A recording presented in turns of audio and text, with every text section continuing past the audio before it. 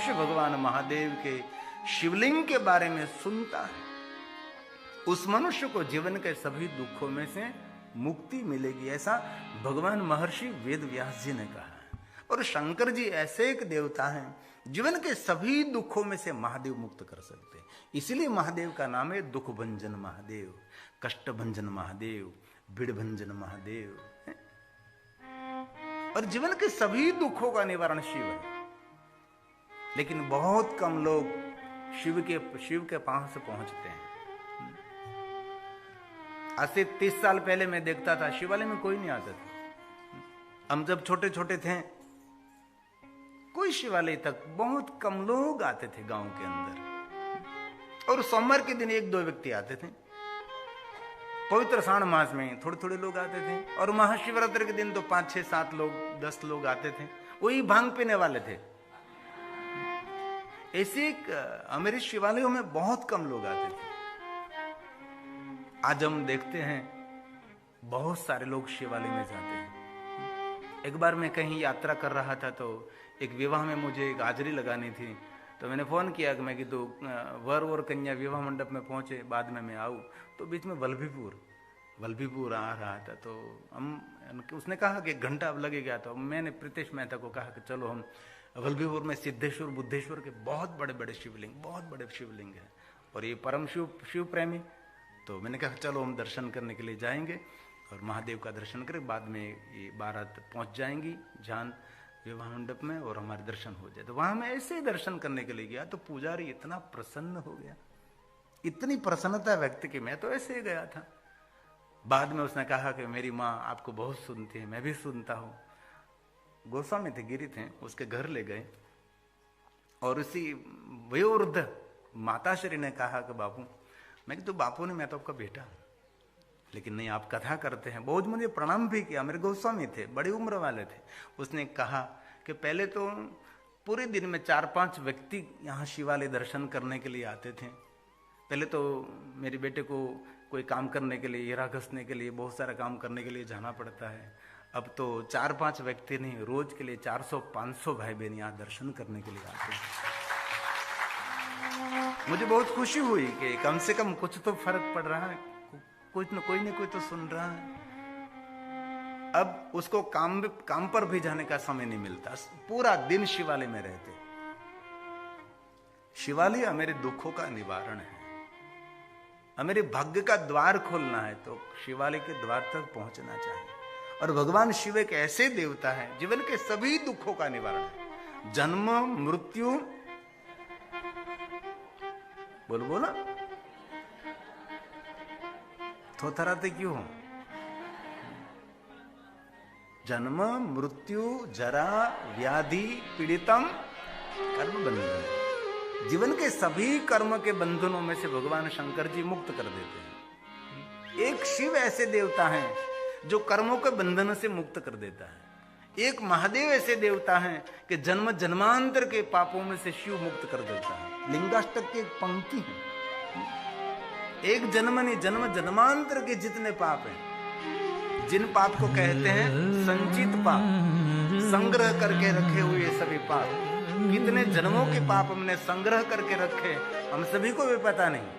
लिंगाष्टक में उसका आदि जगत गुरु शंकराचार्य महाराज ने वचन दे दिया कि जो कोई भगवान शिव की वंदना करते हैं, जो कोई भगवान शिव का भजन करते हैं, महादेव का अर्चन पूजन करते हैं, वो मनुष्य जन्म जन्मांतर के पापों में से मुक्त हो जाएगा। ये लिंगाष्टक ने कहा। संचित पाप विनाशन लिंगम तत्प्रणमामि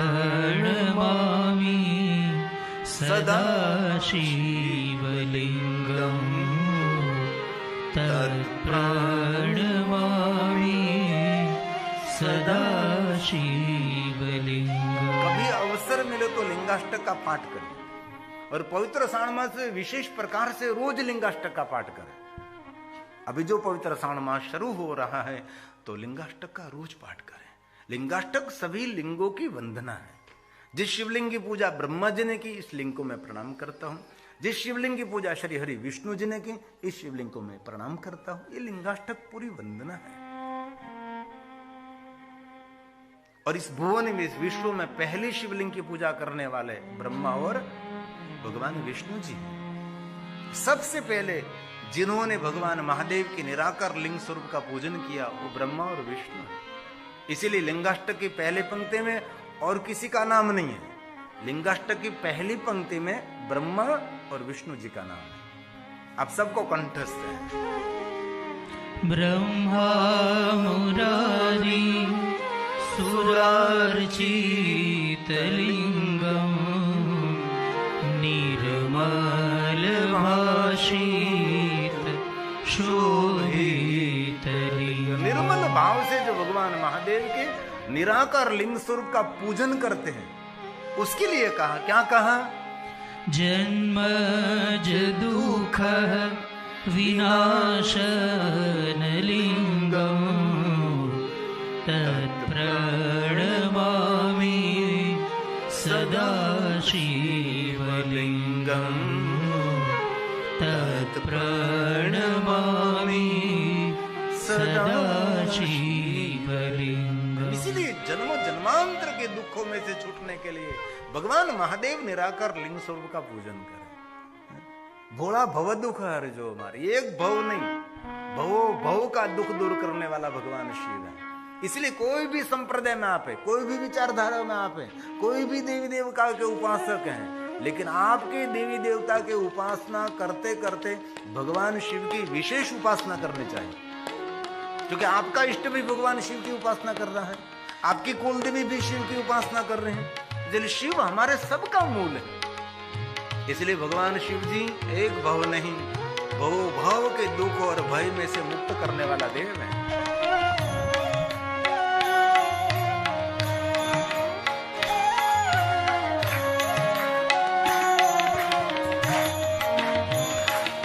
भोड़व दुख हर जो हमारा, हे भोड़ा भव दुख हर जो हमारा।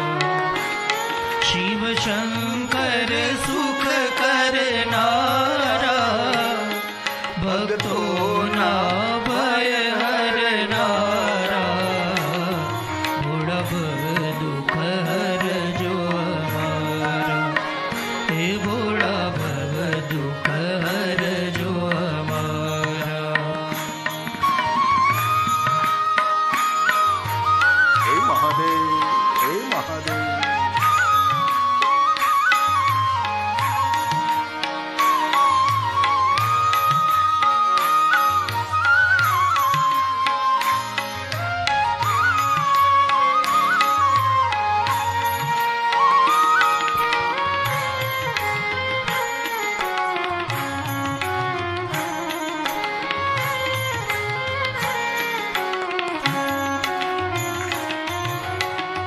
विषय मंगल मंगलकारी, कैलाश मायना था देवो महादेव महा। पहले हम गाते थे शमशान में स्थान, पहले में ऐसा गाते थे शमशान में उसका स्थान, लेकिन हमने बदल दिया कि मेरा महादेव शमशान का देव नहीं है, कैलाश का देव। उसका निवास स्थान कैलाश है, और कैलाश को शमशान नहीं है। कैलाश उसको कहा जाता है जहां से एक स्वर्ग नहीं, करोड़ों करोड़ों स्वर्ग का जहां से उद्गम स्थान है, करोड़ों करोड़ों स्वर्ग का वहां से जन्म लिया, वहां से स्वर्ग को निर्माण किया जाता है, उसको कैलाश कहा है। कैलाश को शमशान नहीं। हमने तो झुंबेश भी उठाई है कि शमशान के द्वार पर कभी कैलाश नहीं लिखना चाहिए, क्योंकि कैलाश शब्द का अपमान है। कैलाश को शमशान थोड़ा है। बहुत व्यक्ति अपने घर का नाम भी कैलाश रखते हैं, तो इस शब्द शमशान के द्वार पर हम लिखना शुरू कर देंगे तो कोई अपने घर का नाम कैलाश नहीं रखेंगे। बहुत सारे भाइयों बहनों का नाम भी रहते हैं ना, हमारा में तो कैलाशगिरी, कैलाशपुरी, और बहनों में भी कैलाश बहन नाम रहता है। और ये कैलाश शब्द जो शमशान के द्वारा लिखना शुरू कर देंगे तो कोई नाम रखने के लिए तैयार नहीं होगा। इसलिए कैलाश को शमशान नहीं है, कैलाश सभी स्वर्ग का उद्गम स्थान है, वहां से स्वर्ग निर्माण किए जाते हैं, उसको कैलाश कहा है। कैलाश परम रम्य, कैलाशे भवनं रम्यं, ये शिव महाप्र ग्रंथ का श्लोक है और रुद्र संहिता का श्लोक है। कैलाशे भवनं रम्यं, पंचवक्त्र शकार। ब्रह्मांड का नाश हो जाए लेकिन कैलाश कभी नाश नहीं होता, कैलाश अविनाशी। ब्रह्मांडस्य तथा नाशो तस्य नाशोऽस्ति वै नहीं, तस्य नाशोऽस्ति वै। रामचरितमानस में तुलसी जी ने कहा परम ब्रह्म गिरिवर कैलाश, कुछ बापू तो उस पर बहुत सारी कथा की। ये तुलसी परम रम्य गिरि बरु कैलाशु, जहाँ शिव और पार्वती निवास करते हैं, सदा जहाँ शिव उमा निवासु, सदा जहाँ शिव उमा निवासु। इसीलिए कैलाश को कभी सामान्य मत समझ। इनमें बहुत सारे भाई बहनों ने कैलाश की यात्रा भी की होगी ना, बहुत कठिन है, परिक्रमा तो अति कठिन है। इसीलिए आपका शरीर बिल्कुल तंदुरुस्त है, वही कैलाश जाने का प्रयास करें। कोई एजेंट ने कहा कि मेरी जिम्मेदारी, आपको कुछ नहीं होगा, एजेंट झूठा होगा, क्योंकि आपके पास से पैसा ले लेंगे, बीच में आपकी सांस रुकने लगेगी तो आपको वापस कर देंगे, उसको तो फायदा है। इसीलिए आप बिल्कुल तंदुरुस्त हैं तो जरूर कैलाश जा सकते हैं। आपका आरोग्य सही नहीं है तो कभी कैलाश नहीं जाना चाहिए। लेकिन एजेंट लोग आपको इतना फौसला कर आपको फंसा देते, चलो कोई बात नहीं, कुछ नहीं होगा वहां। अरे रास्ते में लोग चले जाते हैं, श्वास की गति रुक जाती है। जितुपुरी बापू मेरे साथ थे कैलाश, तो कहीं लोगों को हमने बीच में से वापस कर दिए, क्योंकि वहां श्वास लेना बहुत दुर्लभ है। भविष्य अब चरमन याद है। इसलिए आपका आरोग्य है तो जरूर जा सकते हैं, लेकिन आरोग्य नहीं है कभी नहीं। और मैं तो कहता हूँ बड़ी उम्र के होने के बाद कहीं जाने की जरूरत नहीं है। आपका घर ही आपका सबसे बड़ा तीर्थ है, उससे बड़ा तीर्थ क्या हो सकता है। आपके जन्मभूमि आपका सबसे बड़ा तीर्थ है। इसलिए भगवान शिव शमशान का देव नहीं, भगवान शिव कैलाश का देव। मंगल मंगलकारी कैलाश मायना स्थान, देवो महादेव महा। देश मंगल मंगलकारी कैलाश मायना स्थान, देवो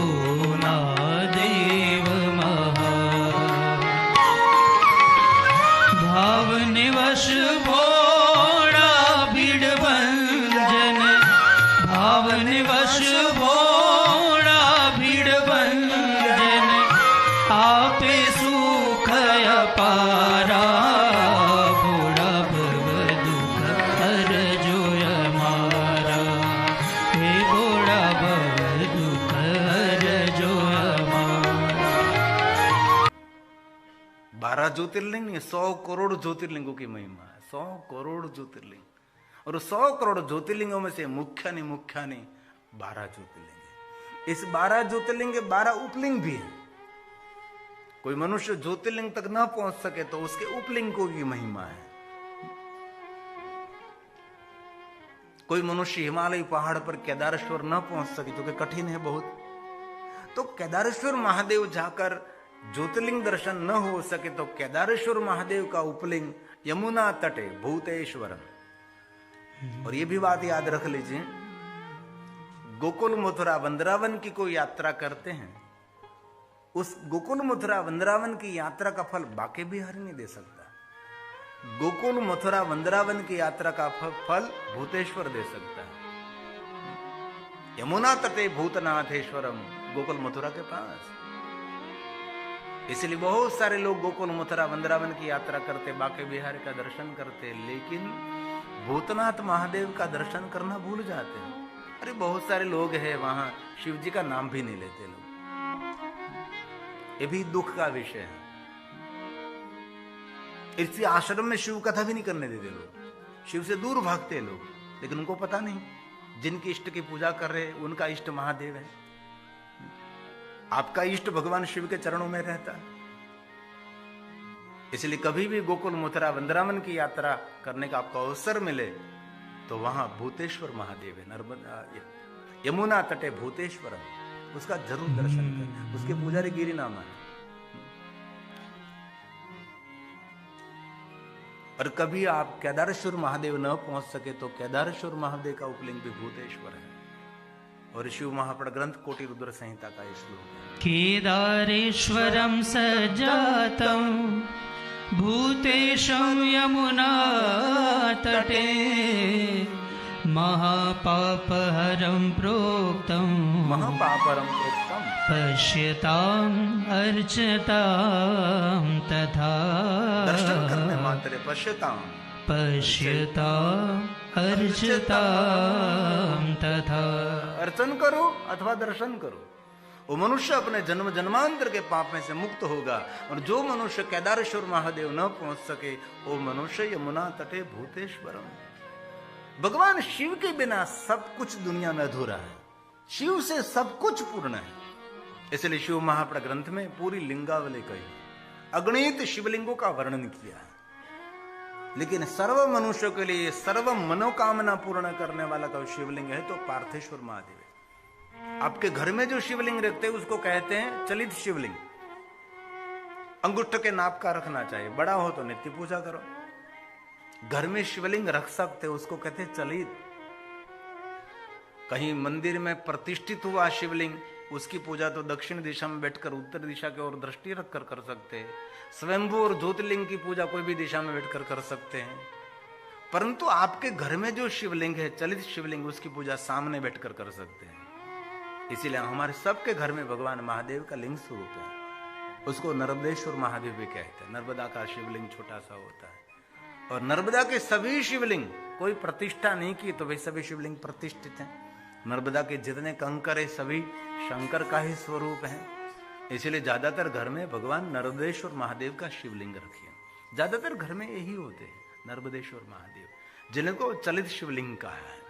लेकिन कभी अवसर मिले तो विशेष प्रकार से पार्थेश्वर महादेव का पूजन करें। मिट्टी में से शिवलिंग निर्माण करके उसकी पूजा करते हैं, उसको कहते हैं पार्थेश्वर। वैसे शिव महापुराण ग्रंथ में तो जाति जाति वर्ण भेद के द्वारा बहुत सारे भेद बताए हैं, लेकिन यहाँ वर्ण भेद मुझे कोई खोलने की जरूर नहीं। यहाँ कोई वर्ण व्यवस्था इतनी सक्षम नहीं है। यहाँ वर्ण व्यवस्था धीरे धीरे सब कुछ बिगड़ रही है, सीधी बात है। यहाँ कोई जाति ज्ञाति का भेद नहीं है। लेकिन शिव महापुराण अंतर्गत भगवान व्यास जी ने भी कहा ब्राह्मण क्षत्रिय वैश्य शूद्र ये अनुसार सबके लिए पूजा पद्धति थोड़ी थोड़ी अलग कही है, इसलिए इसमें हम लोग नहीं जाएंगे। लेकिन मिट्टी में से विशेष प्रकार से शिवलिंग, और पवित्र श्रावण मास में रोज पार्थेश्वर महादेव का पूजन करना चाहिए।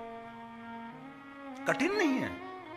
पवित्र स्थान से मिट्टी लाकर सुंदर एक शिवलिंग निर्माण करो, नीचे सुंदर एक पीठ निर्माण करो, एक शिवलिंग और पीठ, और 108 शिवलिंग निर्माण करना है तो एक शिवलिंग और एक पीठ, छोटे छोटे शिवलिंग बनाकर आसपास रख दीजिए, जिनको मणिलिंग कहते हैं। मणिलिंग इसलिए एक पार्थेश्वर से लेकर 10 करोड़ पार्थेश्वर महादेव की पूजा का फल श्रुति शिव महापुराण ग्रंथ में वर्णन किया। अब प्रथम संहिता में देख लीजिए, इसमें पार्थेश्वर महादेव पूजा विधि और कितने पार्थेश्वर महादेव की पूजा करने से क्या फल मिलता है उसका पूरा बहुत विस्तृत वर्णन है।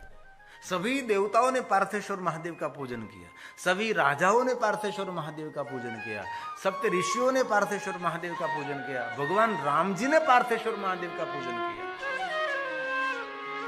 सबने भगवान पार्थेश्वर महादेव की पूजा की। जो मनुष्य पार्थेश्वर महादेव की पूजा करते उसके लिए एक अपमृत्यु हरम काल मृत्यु हरम, उसके अकाल मृत्यु नहीं होगी। किसी का श्राप हुआ है तो श्राप में से वो मनुष्य मुक्त हो जाएगा। दक्ष महाराज ने अत्रि पुत्र चंद्र को श्राप दिया कि तुझे क्षय रोग हो, तो माता अनसुया का पुत्र अत्रि का पुत्र चंद्र महाराज को क्षय रोग हुआ। ब्रह्मा जी ने चंद्र को मार्गदर्शन किया कि आप प्रभास तीर्थ में जाकर पार्थेश्वर महादेव का पूजन करें और मृत्युंजय मंत्र का अनुष्ठान करें, आपको क्षय रोग में से मुक्ति मिलेगी। और ये अत्रि पुत्र चंद्र प्रभास तीर्थ गया, सागर के तट पर बैठकर पार्थेश्वर महादेव का पूजन किया। बहुत सारे ऋषियों के साथ 6 मास में 10 करोड़ मृत्युंजय मंत्र का अनुष्ठान किया। और चंद्र महाराज को क्षय रोग में से मुक्ति तो मिली, लेकिन हम सबको एक ज्योतिर्लिंग मिला, जिनको हम सोमेश्वर महादेव कहते हैं, जिनको हम सोमनाथ महादेव कहते हैं। ये चंद्र के पार्थेश्वर महादेव की पूजा का फल है। ये हमारा प्रथम ज्योतिर्लिंग जो हम जाते हैं सोमनाथ में। इसलिए किसी ने श्राप दिया है तो श्राप में से मुक्त होना चाहते हैं तो पार्थेश्वर महादेव का पूजन करें। सभी दुखों का निवारण पार्थेश्वर महादेव पूजा है। कलत्र मतलब योग्य सुसंस्कार पत्नी जिनको चाहिए, जिनका विवाह नहीं हुआ है। अभार्यो लभते भार्या सुशीलाम च परिवर्ताम। कोई ऐसा युवक है जिनका विवाह नहीं हुआ है, वो विशेष प्रकार से पार्थेश्वर महादेव का पूजन करे तो उसको कैसी पत्नी मिलेगी? मधुर भाषिणी। जिनके घर में मधुर भाषिणी पत्नी है, समझो आपके घर में एक पत्नी नहीं, साक्षात माता सरस्वती के रूप में आपके घर को दिव्यता बना रहे हैं। यही मधुर भाषा की महिमा। अभार्यो लभते भार्या सुशीलाम च पतिव्रताम। ऐसी सुंदर उसको पत्नी मिलेगी। लेकिन इसमें तो वो लगभग कोई है नहीं, 2-3 है। बाकी तो सब सहन कर बैठा छ। ये शक्ति तो है सहन शक्ति। इसलिए पार्थेश्वर महादेव का पूजन पुत्र पौत्र आदि पुत्र देता है। राजा दशरथ जी को पुत्र नहीं थे तो गुरु वशिष्ठ महाराज को पूछने लगे कि गुरु वशिष्ठ महाराज जी, मैं परम शिव भक्त हूं, मेरे कुल देवता महादेव है। राजा दशरथ के पूरे कुल में शिव उपासना ही हुई है। भगीरथ से लेकर दिलीप से लेकर सबने वही किया ने। रघु राजा महादेव के भक्त। तो गुरु वशिष्ठ महाराज ने कह दिया कि आपके तो इष्टदेव महादेव हैं, आपको दूर जाने की कोई जरूरत नहीं। दशरथ जी आप पार्थेश्वर महादेव का पूजन करें। श्रृंगी ऋषि ने तीनों माताओं को कह दिया कि श्रृंगी ने कहा पार्थेश्वर महादेव का पूजन करो। आप मिट्टी में से शिवलिंग निर्माण करके माता कौशल्या ने, सुमित्रा जी ने, कैकेयी जी ने, सब ने मिलकर पार्थेश्वर महादेव की पूजा की। क्योंकि पुत्र हिन कर इच्छा को ये निश्चय शिव प्रसादित हो। भगवान शिव जी पुत्र प्रसाद के रूप में देता है। और एक बात कहूं, कोई देव पुत्र देता है ना तो मनुष्य जैसा पुत्र मिलेगा, लेकिन महादेव जो पुत्र देता है ना वो मनुष्य जैसा नहीं, वो देव जैसा पुत्र देगा। देवता जैसा दिव्य पुत्र उनको देता है। ये शिव है। इसीलिए श्लोक में कहा है, धन धान्य धन निर्धन को देत सदा ही, जो को जहां से हो फल पाही। स्तुति कही विधि करे तुम्हारी, हर हो नाथ चूक हमारी। संकट हो संकट के नाशन, जीवन के सभी संकट को दूर करने वाला शिव है। और एक बात बीच में कहता हूं, कोई भी आपके परिवार में कोई गर्भवती नारी है, उसको कहे ज्यादा से ज्यादा महादेव का आराधन करें। और कुछ उनसे न हो सके सिर्फ पंचाक्षर मंत्र का जाप करें। मैं हृदय से कहता हूं, जो ये माता अपना मन अपना चित्त महादेव को अर्पण कर देंगी, उसके पेट जो पुत्र और पुत्री जन्मेगी, ये सामान्य पुत्र नहीं होगा और सामान्य पुत्र नहीं होगी, जगत को दिव्यता प्रदान करने वाला पुत्र होगा। जगत को दिव्यता प्रदान करने वाली पुत्री होगी। शिव का सामर्थ्य किसी ने देखा नहीं, शिव के सामर्थ्य के बारे में किसी ने इतना बताया भी नहीं। इसलिए भगवान महर्षि व्यास बोले, अपमृत्यु हरं काल मृत्युर्श्रापी विनाशनम् सद्यः कलत्र पुत्रादि धनं धान्यं प्रदम् द्विजा धन धान्यं प्रदं द्विजा। विद्यार्थ लभते विद्या, धनार्थ लभते धनम, पुत्रांत लभते पुत्रांत, मोक्षांत लभते गति। जिनको जो चाहिए सब कुछ देने वाला महादेव है। कुबेर को अलकापुरी नगरी दी, अलकेश को, रावण को पूरी लंका दे दी। क्या क्या नहीं दिया, हम क्या प्रमाण दे, बस ये त्रिलोक प्रभु तेरे दान से। देवता देते हैं ना तो देवता बोलते हैं कि मैं तुझे दे रहा हूं। मेरा महादेव कभी बोलता नहीं बहुत भ्रूपूर्ण ही था, अपने भ्रू का इशारा करके दे देते ले जा। शंकर जी बोलते भी नहीं, ऐसे ऐसे कर देते हैं, भ्रू का इशारा है? कहीं नहीं हम कहते उपाड़, ऐसे भ्रू का इशारा। सुरास्ताम ताम्रुंधी ददितु भवद भ्रूपूर्णिता, ये पुष्पदंत का वचन है।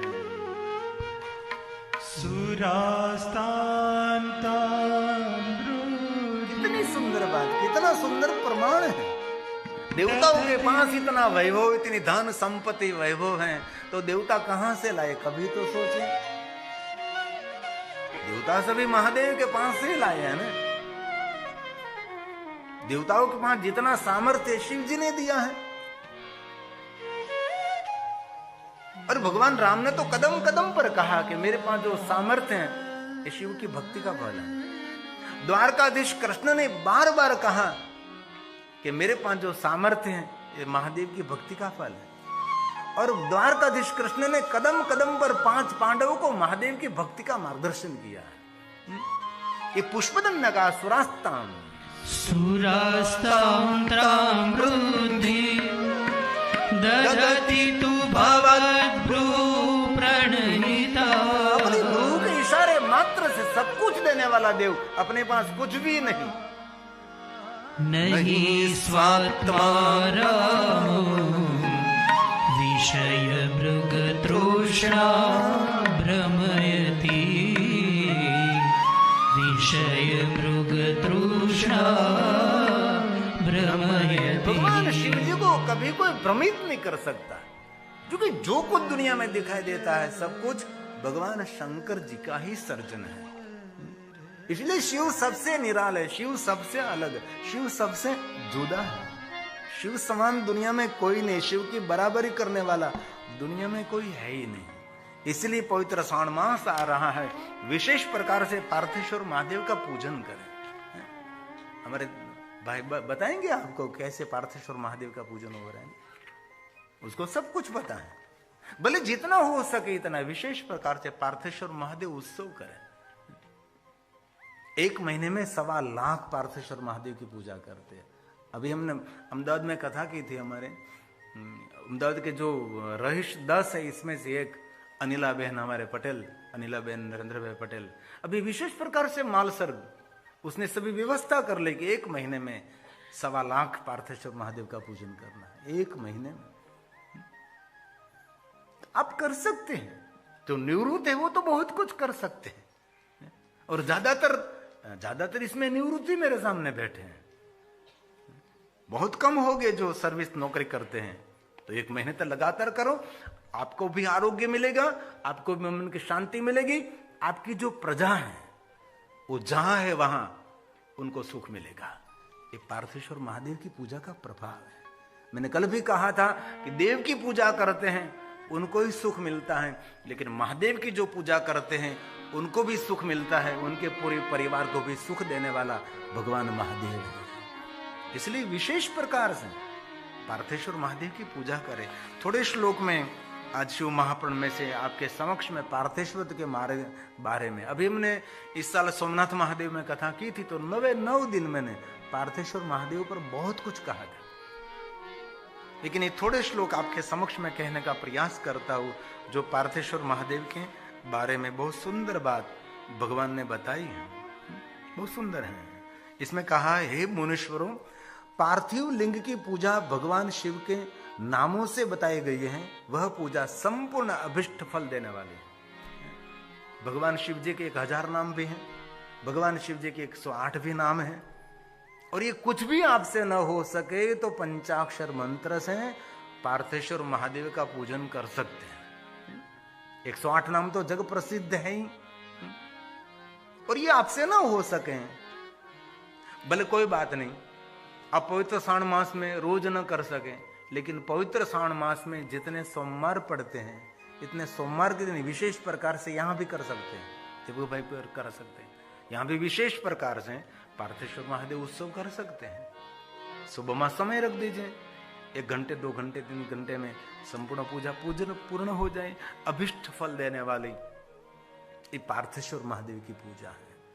और कभी आपको अवसर मिले ना, तो आद्रा नक्षत्र माक्षर मास के दिन अपने घर में असंख्य दीप प्रज्वलित करके विशेष प्रकार से पार्थेश्वर महादेव का पूजन करें। कभी आपके बेटे का विवाह, बेटी का विवाह है, कोई मंगल प्रसंग है, तो इससे पहले पार्थेश्वर महादेव की पूजा करें। पार्थेश्वर महादेव की पूजा करने से अभिष्ट फल तो प्राप्त होगा, लेकिन जो सारे कष्ट हैं सभी दूर करते हैं पार्थेश्वर महादेव की पूजा। ये श्लोक शिव महापड़ ग्रंथ का है। पूजा पार्थिवलिंगस्य, पूजा पार्थिवलिंगस्य